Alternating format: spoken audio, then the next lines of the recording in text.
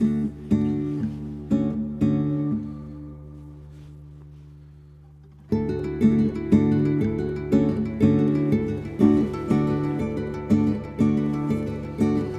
you type it in the comments, I know I need new laces on my shoes. Well, welcome back. I watched a really inspiring video last night by Hugh Richards. If I get the chance, I'll try and put a link in the description to it. But it's essentially about mulching your beds, something that traditionally, I do with compost around autumn time, being no dig. But what Hugh was suggesting doing was mulching with garden waste and leaves, kind of, I suppose, recreating that forest floor feeling. And that's something that's free. So I think I'm going to give it a go. I have to be honest, I didn't mulch my beds this year in autumn. I just didn't get round to it. I was busy, whatever else. But there's still some cold months ahead. So I think it's worth me finding some free resources and just topping these beds up to make sure they're protected over the cooler months. So something like this would actually be perfect. This is a dead courgette plant. So I might just chop this up, spread it over the top. And I'm sure if I chop it small enough, there's a good chance of it decomposing in time for the growing season. So I'm going to grab a few bits around the garden and we'll start this video by doing that. There's quite a lot of this matter already on the bed, this courgette plant, but I do want to chop it up a bit more to give it a chance to break up over the next few months. But I mean, this bed in general, I've got a couple of plans for this year. One is that I want to give it like a polythene cover, like a mini polytunnel thing that I can lift and close with a hinge. It might not be this exact one, but one of these four which are all identical, and have a go at growing some things like carrots in there, which normally I put mesh over to, sort of keep away the carrot fly. But I'm just thinking, would having this polythene, one, increase the temperature and the volume of growth, but also keep away those pests as well. And if you have given it a go, growing things in a bed under polythene, can you just pop down in the comments what you think would grow well in there? I've got some ideas, but I'd be really interested to know what you think. And I just realised if you're watching Gardening with Kay, you're going to suggest that I do the water spinach seeds that you sent me. And I think that's a really good idea, so maybe I will. I've also got some grass clippings from quite an ambitious December grass cut, which I'm going to add to the bits and pieces that I've chopped up there, because these can also make quite a nice mulch and add a bit of that nitrogen back into the soil too.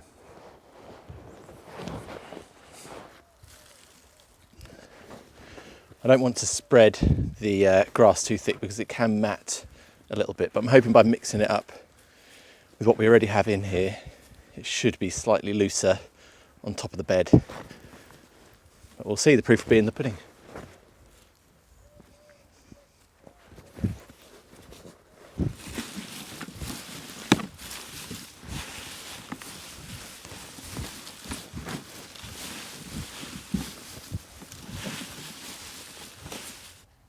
Let's get this mulch onto the bed. I don't think it's going to be quite enough to cover the whole bed, but it'll certainly be a start.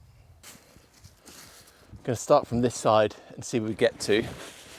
The idea with this is to protect the soil, so this will take the brunt of the weather, the cold, all the rest. And also having this mulch on here is going to invite things like worms back up into the soil and towards the top. They'll have a little bit of cover to hide under, so they'll be a bit more ambitious in their efforts.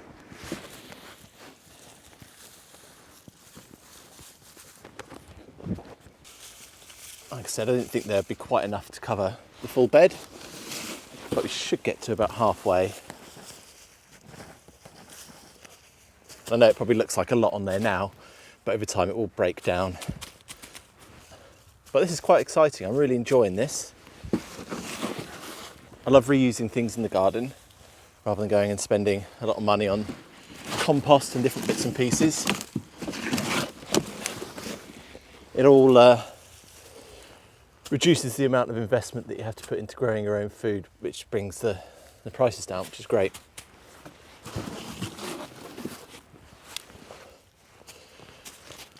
Well, that's a start. I'd love to have things like seaweed in the mix, all the rest. I mean, I've got all of the tomato plants in the greenhouse that I can chop down, break up and use those too. It's just going to be a fun project to get on with this and see how I can mulch these beds in various different ways using different resources. I think that's going to be a nice little project to be getting on with. I've got plenty of material around the garden to put onto the beds, And by putting it on there, as I say, it's going to keep them nice and snug and warm, encourage those worms to come up and bring that goodness from the mulch back down into the soil, ready for spring. For now, today, I want to get on and just sow some peppers. It seems like everyone around me is getting their chilies going. I've got some sweet peppers that I want to get going today. I think they're called red Long Marconi. I'll put the name down on the bottom of the screen. And I'll show you how I do it. It's not too dissimilar to the onions I did last week, but just a little bit different. So we're starting again with a seed tray. Now I've just got some basic multi-purpose compost here that I'm going to sow the seeds into. And then once the seeds have been sown into the soil, I'm then going to add some of this vermiculite on top. And I'll talk you through it. But essentially, the main things you need to know about sowing peppers or chilies, if you haven't done before, is that they really are heat-loving plants. So unless your greenhouse is heated, which mine isn't, these are going to need to go inside. I'll be putting these into a heated propagator. Or if you've got a warm house, they could go on a windowsill or maybe an airing cupboard to germinate and then move them out. But they're going to need to be about 20 degrees or above to germinate, and a constant 20 degrees. So I'm just filling out this with my multi-purpose compost, and then we'll add in the seed. Here's the seed I'm going with. It is a packet I've used before, so sorry it's ripped on top and you can't see the full thing. But as you can see, the seeds are just like the ones that you get in a shop bought pepper.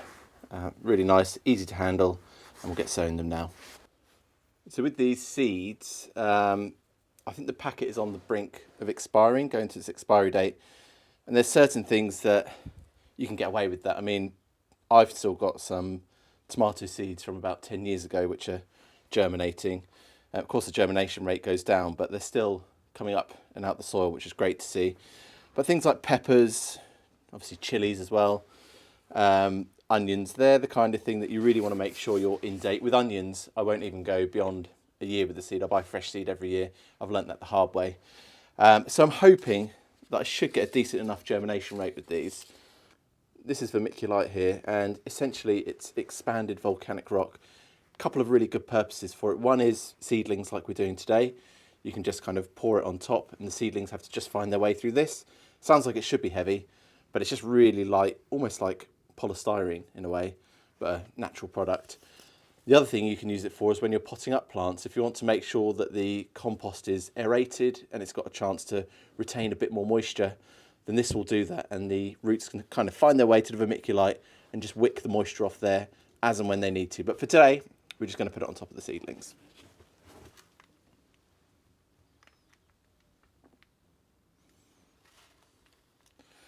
This vermiculite's a little bit wet because it's been left in a bag that was outside, but it will be fine. It was going to get wet anyway when I watered it. I'm just going to make sure that these seeds have that contact. As I mentioned in that last video, you do want the seeds that you're sowing to have contact with the soil. That just activates them, lets them know it's time to germinate. That's ready to go into the heated propagator. Mulch your beds, sow some seeds. Oh yeah, show them a massive pile of shit.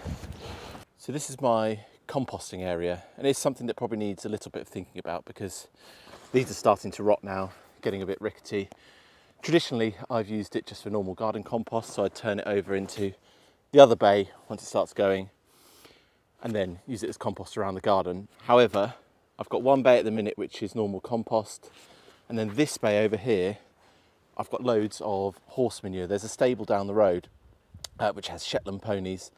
I've been gathering manure from there and popping it into. Now I know that's going to take a year to be ready, but I'll be so grateful for, you know, the best part of 1.5 tons of well composted horse manure to put around the garden. So I'm really planning ahead with this. I've got 3 more bags. Let's empty them in.